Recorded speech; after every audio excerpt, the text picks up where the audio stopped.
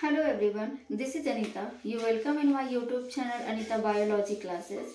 हम लोग पढ़ रहे हैं क्लास 10th का चैप्टर नंबर 15 आवर इन्वायरमेंट। सो हम लोग स्टार्ट करेंगे, आज आगे उसी को कंटिन्यू करेंगे।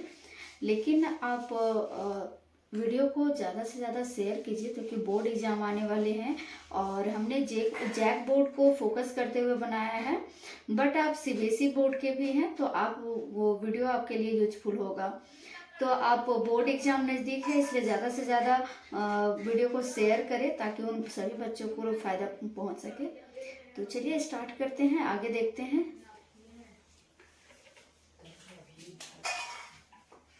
Food web. फूड वेव क्या है? देखिए, हमारे इन्वायरमेंट में कुछ ऐसी चीजें हैं जो बहुत सारे एक दूसरे से क्या होते हैं, कनेक्टेड होते हैं। जैसे कि अगर हम फूड चेन का बात करें तो फूड चेन में क्या होता है कि ये एक दूसरे से कनेक्ट होते हैं, जुड़े हुए होते हैं, तो इसी को फूड वेव कहा जाता है। So in nature interconnected between different food chain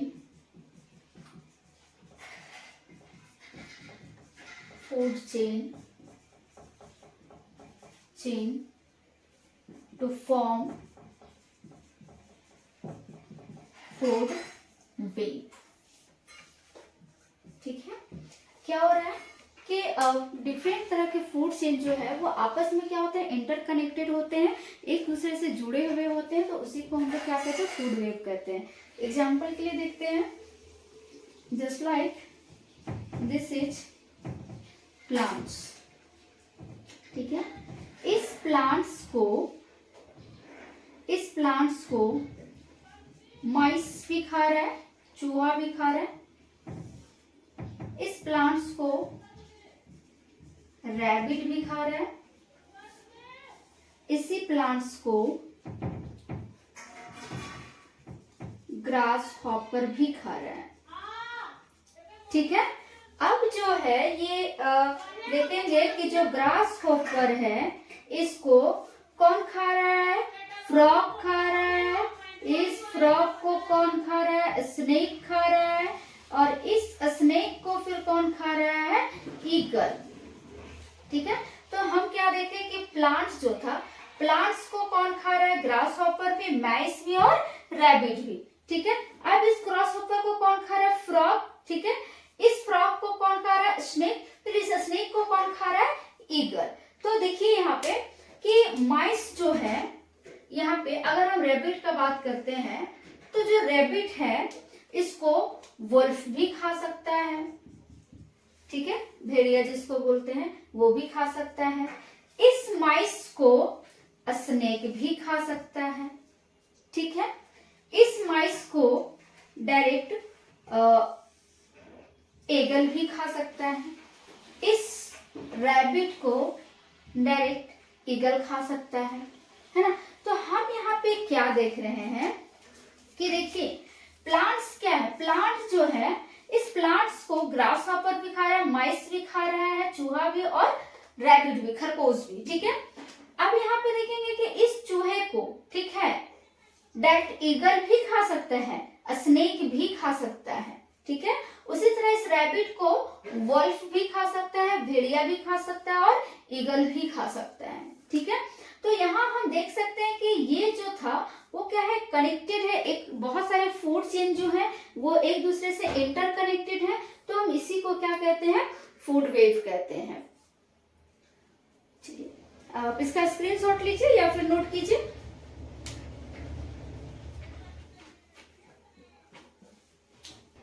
चलिए आगे देखते हैं, ओजोन। ओजोन लेयर के बारे में पढ़ेंगे। ओजोन क्या है, देखिए सबसे पहली चीज कि ये जो ओजोन लेयर है वो हमारे एटमॉस्फेयर में पाया जाता है ना, हमारे अर्थ के सरफेस के ऊपर होता है हमारा जो एटमॉस्फेयर है, एटमॉस्फेयर में पाए जाते हैं। आप लोग को पता होना चाहिए कि हमारा जो एटमॉस्फेयर है वो उसके 5 लेयर्स होते हैं। देखिए बनाते हैं इसको।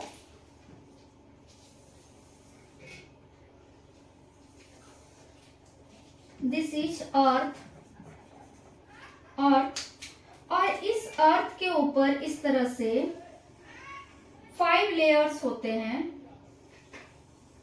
5 लेयर्स होते हैं।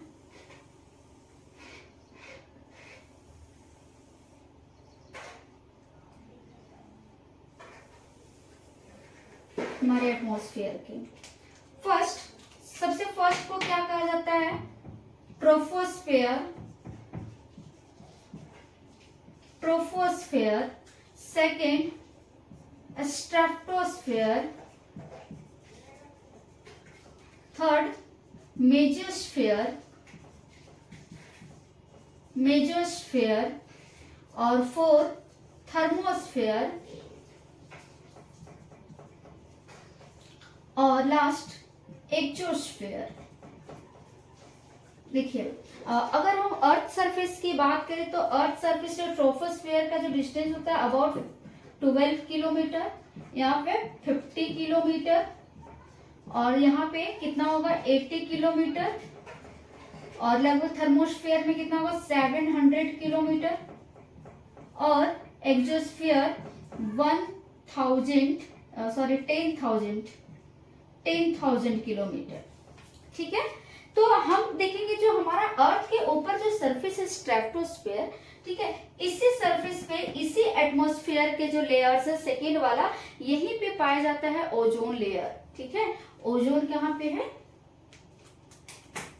यहाँ पे ओजोन है, इस वाले लेयर में।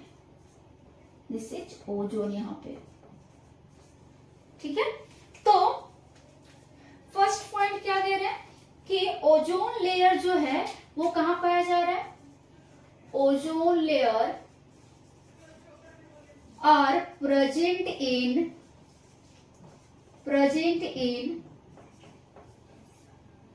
स्ट्रेटोस्फेयर। ठीक है, सेकेंड चीज क्या है कि ये जो ओजोन होता है इसका फॉर्मूला होता है ओजोन फॉर्मूला O3। ओजोन का फॉर्मूला क्या होता है? O3। सेकेंड चीज, जो ओजोन है ये ग्राउंड लेवल पे पॉइजनस होता है। Ozone is poisonous eight ground level.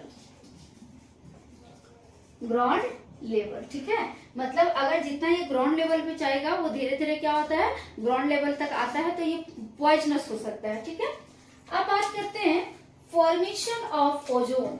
Ozone layer कैसे बना है? फॉर्मेशन ऑफ ओजोन, देखिए जब when high UV ray come from sunlight,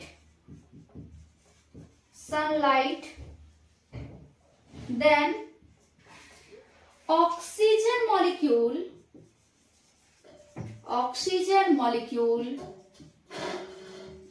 O2 is break down into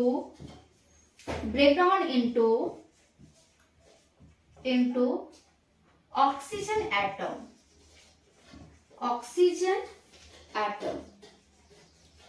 देखिए क्या है कि जब ऑक्सीजन मॉलिक्यूल्स में यूवी रे टकराए है ना, तो ये जो ऑक्सीजन के मॉलिक्यूल्स थे वो क्या हुआ ऑक्सीजन के एटम्स में ब्रेक कर गए। ठीक है, एटम्स में ये ब्रेक कर गए। ठीक है, देन क्या होगा सेकेंड स्टेप, ये जो ऑक्सीजन के एटम्स हैं, ऑक्सीजन एटम्स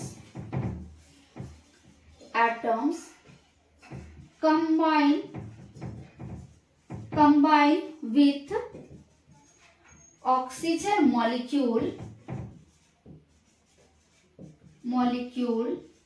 to form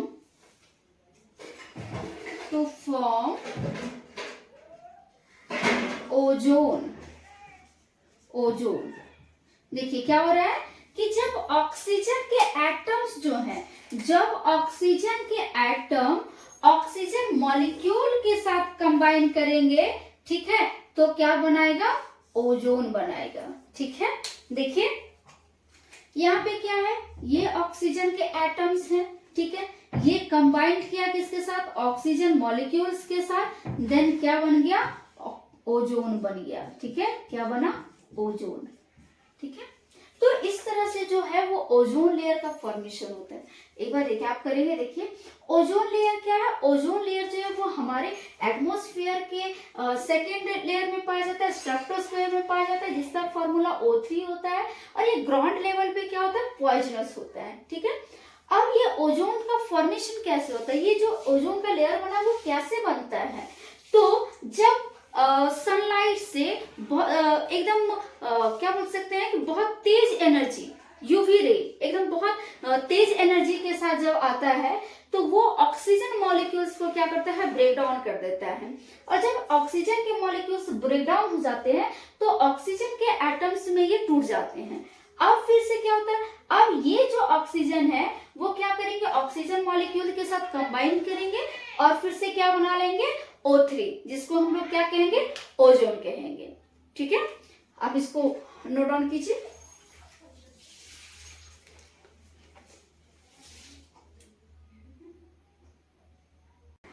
देखते हैं आगे advantage of ozone layer. Ozone layer के क्या क्या एडवांटेज है, क्या क्या बेनिफिट है, क्या क्या लाभ है? तो देखिए सबसे पहली चीज कि जो ओजोन है ये अर्थ को क्या करके रखा है? एक ब्लैंकेट के जैसा पूरा कवर करके रखा है, ढक करके रखा है। ओजोन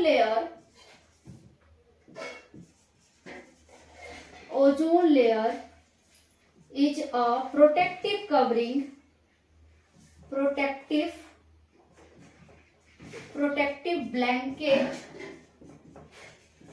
blanket cover around अर्थ।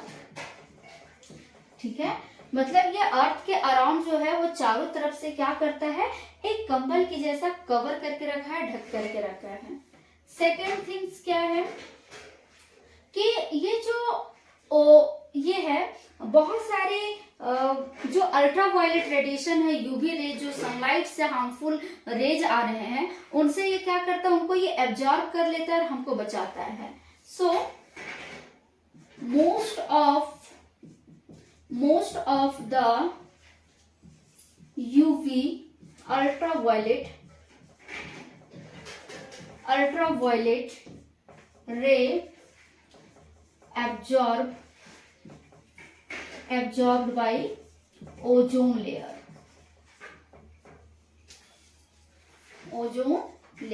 ठीक है, मतलब जो ज्यादातर जो यूवी रे होते हैं उनको ये क्या कर लेता है? एब्जॉर्ब कर लेता है। ठीक है, जिससे क्या होता है? जिससे जो यूवी रेडिएशन है ये क्या करता है? बहुत हार्मफुल होता है, मतलब बोल सकते हैं कि बहुत सारे डिजीजेस कॉज कर सकते हैं। जो लिविंग बींग्स हैं उनके लिए ये सही नहीं होता है, तो उनसे हमें ओजोन लेयर क्या करता है? प्रोटेक्ट करता है। And ozone layer help to protect living being from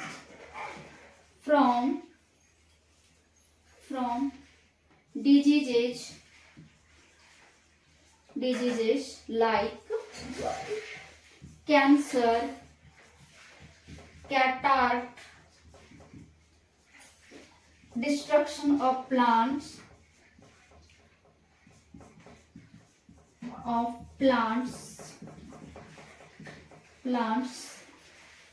etcetera. ठीक है, मतलब ये क्या करता है, जो यूवी रेज है, सन से आने वाली जो अल्ट्रावायलेट रेज हैं उनको ये क्या करता है, एब्जॉर्ब कर लेता है।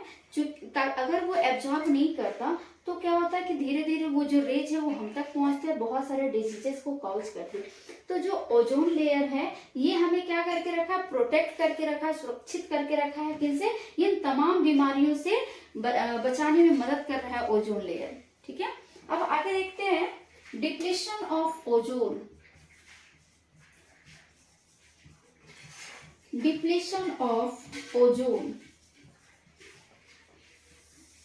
देखिए डिप्लीशन का मतलब क्या होता है, the decrease of thickness of ozone layer. ठीक है, जब ओजोन लेयर की जो मोटाई है, थिकनेस है, वो धीरे धीरे कम होने लगी तो उसी को क्या कहा जाता है, डिप्लीशन ऑफ ओजोन, या फिर इसी को ओजोन होल भी कहा जाता है। First is the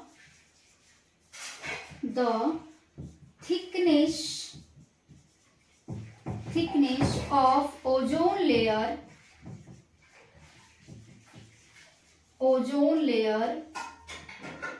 is known as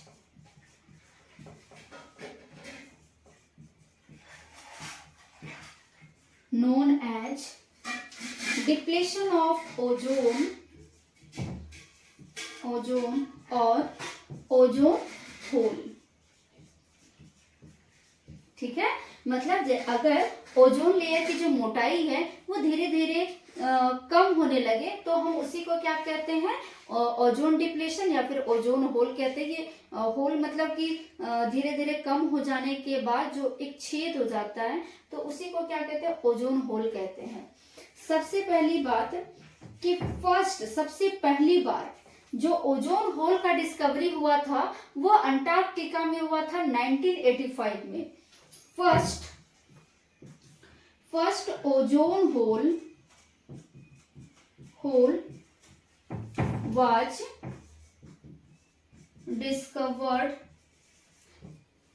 discovered in Antarctica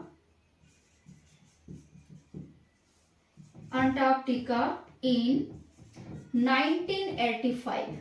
ठीक है, सबसे पहला जो ओजोन होल था, इस ओजोन होल का डिस्कवरी कहाँ हुआ था, अंटार्कटिका में इन 1985 में हुआ था।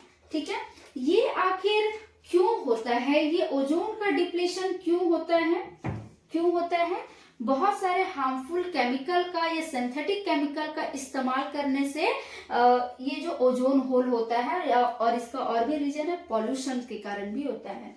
तो देखिए, maximum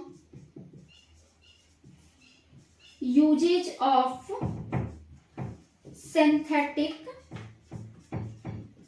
synthetic chemicals like CFC, chlorofluorocarbon है ना, जो कि यूज किया जाता है, which is used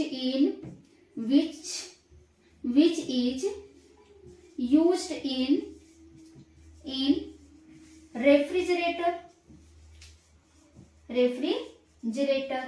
ठीक है, तो यहाँ पे क्या हम लोग देख सकते हैं, बहुत सारे जो सिंथेटिक चीजें हैं, सिंथेटिक केमिकल्स हैं, वो क्या करते हैं, ओजोन के थिकनेस को कम करने के लिए रिस्पॉन्सिबल है, या फिर उनको ओजोन लेयर को डिप्लेट करते हैं। तो आप लोग सोचिए कि अगर हम इनका ज्यादा इस्तेमाल करते हैं तो धीरे धीरे क्या होगा कि ओजोन के जो लेयर्स हैं वो क्या हो जाएंगे, पतले होने लगेंगे, है ना, और धीरे धीरे उसमें होल हो जाएगा, और होल होने के बाद जो अल्ट्रावायलेट रेडिएशन है जो सन से आ रहा है वो डायरेक्ट हमारे ऊपर पड़ेगा और हम बहुत सारे बीमारियों से ग्रसित हो जाएंगे।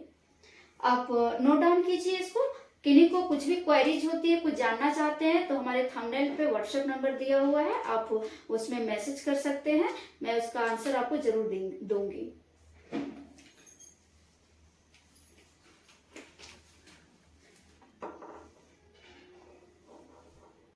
आगे देखते हैं, how to prevent depletion of ozone.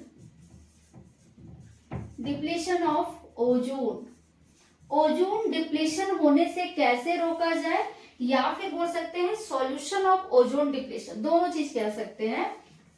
Solution of ozone depletion,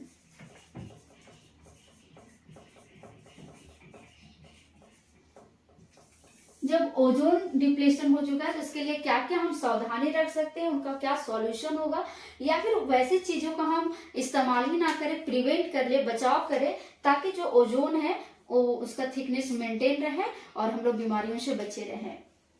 तो सबसे पहली चीज क्या करना है, देखिए अगर कोई भी चीज हमारे नेचर में अगर इनबैलेंस होता है तो उसका सबसे बड़ा रीजन है population.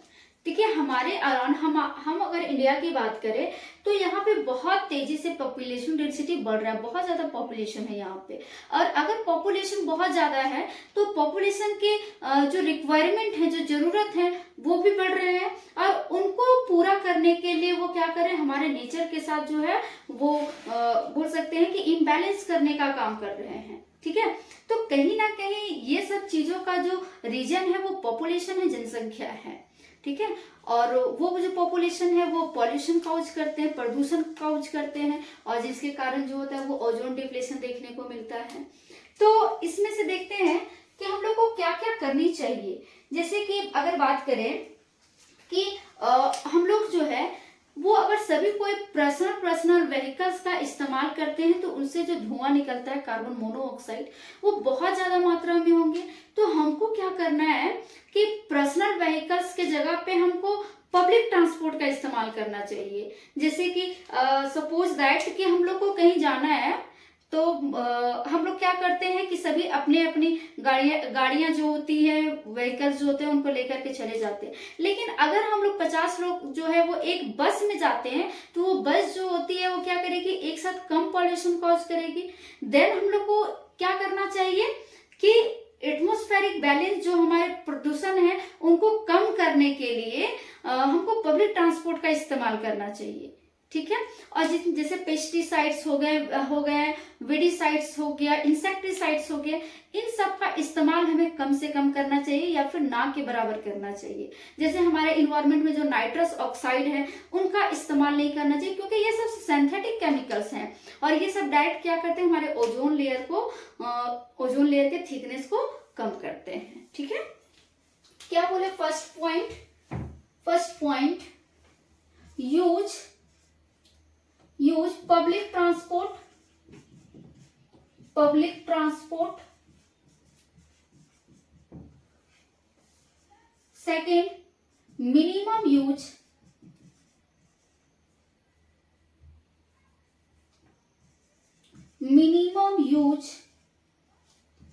Minimum usages of vehicles. कोशिश करना है कि बहुत कम से कम व्हीकल्स जो यातायात के साधन उनका हम कम से कम इस्तेमाल करें। ठीक है, और क्या कर सकते हैं, जैसे जो इंसेक्टिसाइड्स हैं, इंसेक्टिसाइड्स मतलब जो हम लोग खेतों में यूज करते हैं कीटनाशक वगैरह का, तो ये सब भी क्या है, एक तरह के सिंथेटिक केमिकल्स होते हैं जो कि क्या करते हैं, एक तो हमारे सॉइल को भी खराब करते हैं और हमारे एटमॉस्फेयर को भी खराब करते हैं। हमारे एटमॉस्फेयर के लेयर्स को ओजोन डिप्लेशन का भी रीजन बनता है ये। तो हमें इन चीजों का इस्तेमाल ना के बराबर करना चाहिए। इंसेक्टिसाइड्स, वीडिसाइड्स,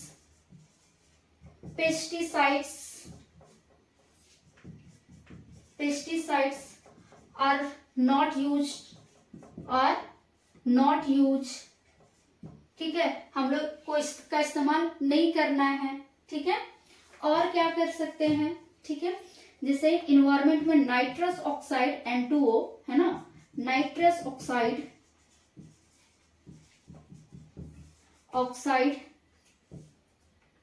का यूज नहीं करना है, ठीक है। और क्या करना है, CFC क्लोरोफ्लोरोकार्बन, क्लोरोफ्लोरोकार्बन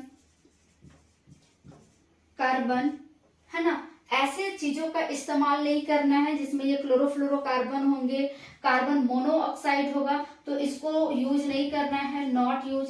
देखिए हम आपके लैंग्वेज में एकदम पढ़ा रहे हैं ताकि आपको समझ में आए, हम बहुत ज्यादा टफ इंग्लिश का वर्ड नहीं यूज नहीं कर रहे हैं, आप इजीली समझ सकते हैं। अगर आप जैक बोर्ड के भी बच्चे हैं तो आसानी से इसको समझ सकते हैं। एकदम बेसिक लेवल से आप तैयारी करेंगे और एकदम टॉप लेवल तक जाएंगे, ठीक है। तो इन चीजों का इस्तेमाल करके हम क्या कर सकते हैं, ओजोन डिप्लेशन का जो है वो बचाव कर सकते हैं, ठीक है। जैसे कि क्या है कि जो लॉकडाउन के पहले हम लोग सब जान रहे थे कि ओजोन लेयर में क्या हो गया, होल हो गया है, लेकिन आफ्टर लॉकडाउन ओजोन लेयर जो होल हैं उसमें देखा गया है कि कुछ उसका थिकनेस जो है वो बढ़ गया है, मतलब मेंटेन हो गया है। तो ये कहीं ना कहीं किसके कारण हुआ कि 2 सालों में जो हमारा इन्वायरमेंट का जो पॉल्यूशन था वो बहुत कम हो गया था, और पॉल्यूशन के कारण जो डिप्लेशन हो रहा था उसको ये क्या कर दिया, डिक्रीज कर दिया। एकदम शांत था लॉकडाउन के समय, हमारा पूरा इन्वायरमेंट बहुत अच्छा क्लीन था, जिसके कारण जो ओजोन लेयर के जो लेयर थे, होल था, वो क्या हो गया था, ठीक हो गया था ना, भर गया है वो। तो हम लोग इससे प्रिवेंट कर सकते हैं, बच सकते हैं। इसलिए हम सभी को आगे बढ़ करके पहल करना चाहिए ताकि हम अपने इन्वायरमेंट को क्लीन रखें, ताकि हम जो कैंसर, कॉन्ट्रैक्ट, ये सब जो जानलेवा बीमारियां हैं इनसे हम बच सकें। Thanks for watching me.